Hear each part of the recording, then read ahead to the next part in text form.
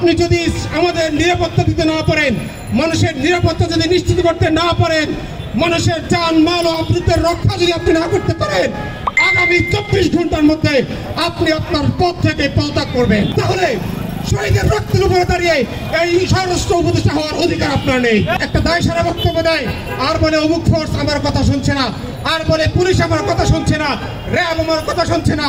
আমি স্বরাষ্ট্র উপদেষ্টাকে বলতে চাই, যদি পুলিশ আপনার কথা না শুনে, আপনি যদি নিরাপত্তা নিশ্চিত করতে না পারেন, র্যাব যদি আপনার কথা না শুনে, তাহলে শহীদের রক্তের উপরে দাঁড়িয়ে এই স্বরাষ্ট্র উপদেষ্টা হওয়ার অধিকার আপনার নেই।